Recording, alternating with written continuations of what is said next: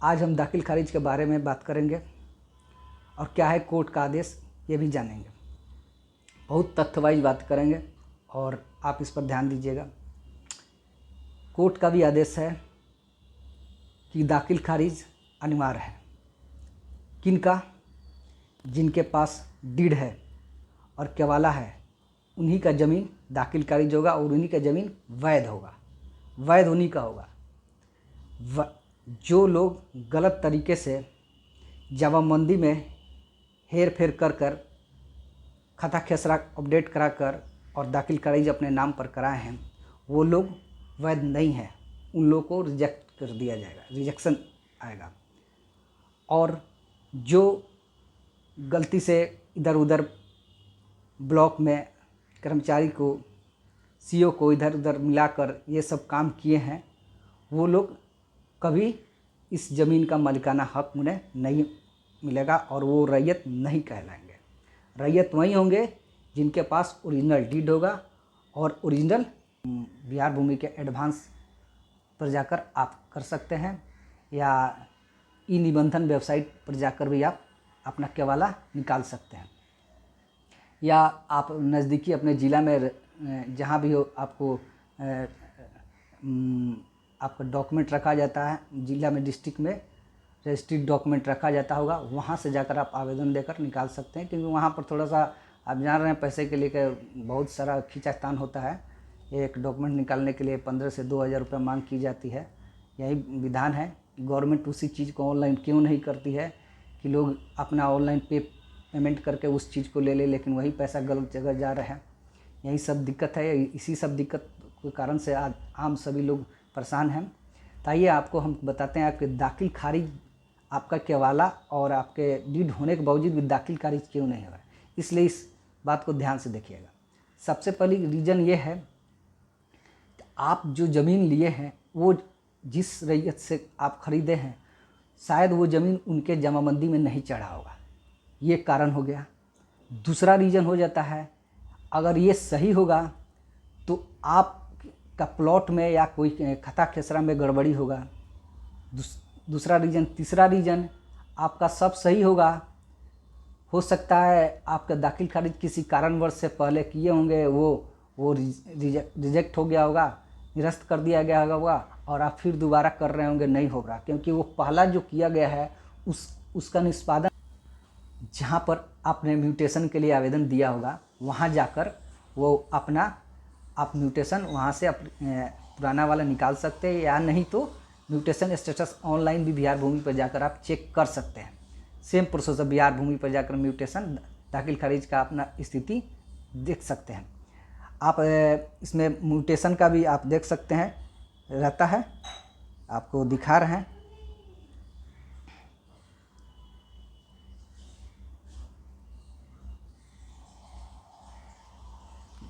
यहाँ देख सकते हैं, इसमें टैब में है, हम अपलोड कर देंगे।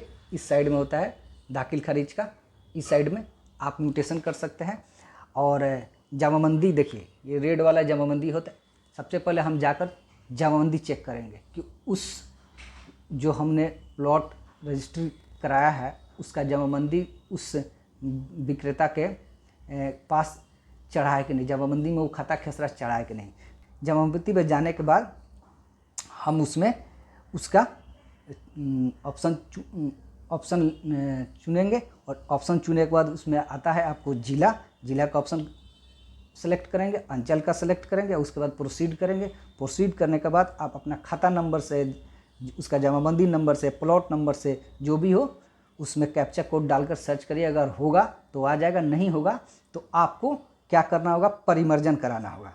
परिमर्जन कराने के लिए आपको फिर इसके नीचे जो है हम डाल दूंगा, इसमें परिमर्जन प्लस में जाना होगा। परिमर्जन प्लस में आप ऑनलाइन भी कर सकते हैं। परिमर्जन प्लस में आपको जाने के लिए यही करना होगा कि आपको फिर से वहीं परिमर्जन प्लस में आपको जाने के बाद आपका क्या होगा कि उसमें रजिस्ट्रेशन करना होगा। रजिस्ट्रेशन करने के बाद उसमें डिजिटल जमाबंदी का रजिस्ट्रेशन का प्रोसेस होता है। अपना मोबाइल नंबर, नाम डालिएगा, एक OTP आएगा और उसमें फिल करने के बाद एड्रेस, वो आपका अकाउंट ओपन हो जाएगा। और उसके बाद मोबाइल नंबर डालकर एक करिएगा तो एक OTP जाएगा, उस पर कैप्चा डालकर आप ऑन कर सकते हैं। तो उसमें जाने के बाद आपको डिजिटल जमाबंदी का ऑप्शन आएगा, एक कंप्यूटराइज हेतु छूटे हुए जमाबंदी का डिजिटलाइजेशन का ऑप्शन आएगा। तो आप जो भी ऑप्शन देखना चाहते हैं आप आपके पास होगा, उससे आप चेक सकते हैं।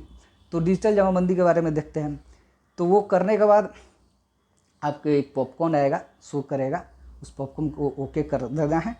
और ये आपको इसमें जो जैसे हम दिखाए हैं कि एक मोबाइल नंबर डालना पड़ेगा, कैप्चर डालने के बाद साइन इन करना पड़ेगा, एक OTP आएगा, करने के बाद वेरिफिकेशन कर लेना है।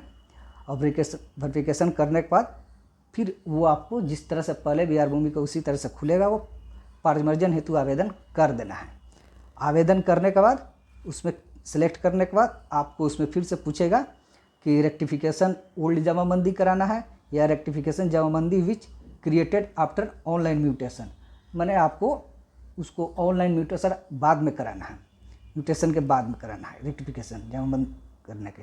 तो आपको उसमें से रेक्टिफिकेशन ओल्ड जमाबंदी में कराना है तो वो उसमें करा दीजिए, चाहे rectification jamabandi which created after के बाद कराना है तो उसमें कराइए। तो आपको जो में ऑप्शन सेलेक्ट करना है वो कर लीजिएगा।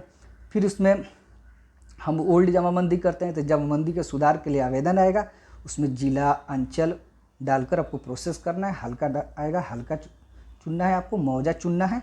आपको उसमें दिखाई देगा हमारे उसमें हम स्क्रीनशॉट डाले हुए हैं। आप किस भाग वर्तमान से, पृष्ठ संख्या से, रैयत के नाम से, प्लॉट नंबर से, खाता नंबर नाम से सर्च करिएगा। सर्च करने के बाद क्या होगा, आप अपना जो भी होगा आपके पास आ जाएगा। आने के बाद उसमें फिर आपको दस्तावेज, जो भी आपके पास दस्तावेज होगा उनके नाम से आ जाएगा। तो जो भी आपके पास विवरण होगा, जो प्लॉट आप खरीदे होंगे उसका दस्तावेज जो आपके पास होगा, वो रैयत के सुधार में वो दाखिल कर, उसमें शुद्धि पत्र हो या कोई दस्तावेज हो, उसको डालकर, नंबर डालकर उसको अपडेट कर देना। अपडेट करने के बाद वो आपका कंप्लीट हो जाएगा, अब ये ऐड हो जाएगा। लेकिन ये महाअभियान जो चल रहा है यही प्रोसेस है, इसी प्रोसेस से आपका दाखिल खारिज होना है। अगर ये प्रोसेस आप कर लिए तो आपको कोई दाखिल खारिज से रिजेक्शन नहीं आ सकता है, क्योंकि आपका कोई भी गलत तरीक़ा से प्लॉट चढ़ाया होगा किसी जमाबंदी में गलत तरीके से, अगर आपका खाता कैसा तो उनका रिजेक्शन होना है, क्योंकि आपके पास ओरिजिनल डीड है और केवाला है और आप ही वैध है। ये कोर्ट का आदेश है, ठीक है, और यही कानून है। और अभी जो महाअभियान चल रहा है इसका आपके लिए बहुत बड़ा अपॉर्चुनिटी है। ये है कि इस महाअभियान में आपका जो डीड है, केवाला है, उसके माध्यम से जो खाता खेसरा है, जो दाखिल खारिज नहीं हुआ है, उसके माध्यम से आप उसमें जो है ना, उस जो भी विक्रेता है उसके जमाबंदी में खाता खेसरा के लिए सुधार के लिए आवेदन उसमें आप दे सकते हैं। और वहीं से वो आप उनका ज़मीन ऐड हो जाएगा। और आपके जहाँ भी शिविर लग रहा है आप उस शिविर में जाकर वो उनका जमाबंदी से उनका मांगिएगा, वो निकल जाएगा, उसमें ऐड करके आप उसमें परिवर्जन में डाल दीजिएगा, ऐड हो जाएगा और इसी से आपका दाखिल खारिज संपन्न हो जाएगा। इसलिए आप डरिए मत, निश्चिंत रहिए। ऑनलाइन के माध्यम से भी और महाअभियान जो चल रहा है ये भी अभियान में भी आपका सुधार निश्चित है, क्योंकि जिनके पास गलत तरीके से जो काम किए हैं, आपके पास ओरिजिनल रजिस्टर्ड है, डीड है, ओरिजिनल केवाला है, तो आपको डरने की ज़रूरत नहीं है। आपको वो ज़मीन प्राप्त होना ही है, चाहे कोई गलत तरीक़ा से ज़मीन रजिस्ट्री किसी तरह से किया हो, आपका ही हक माना जाएगा। और आप निश्चिंत होकर ये काम करें, ऑनलाइन के माध्यम से भी, ऑफलाइन के माध्यम से, और इसी माध्यम से दाखिल खारिज हो सकता है, क्योंकि दाखिल खारिज यही कुछ कारणों से आपका नहीं हो पाता है, जिसके कारण से आप भी बिहार में बहुत लोग इस चीज़ के से सफ़र कर रहे हैं। इसमें मैं भी सफ़र कर रहा हूँ इस चीज़ से, और अब जाकर हमें भी ये सब पता चला कि ऐसे ऐसे करने से ये सब होता है। और बहुत सिंपल तरीका है, बस इस तरीका को अपनाएं और आप सब अपने अपने ज़मीन का मालिकाना हक पाकर खुश रहें। जय हिंद, जय भारत।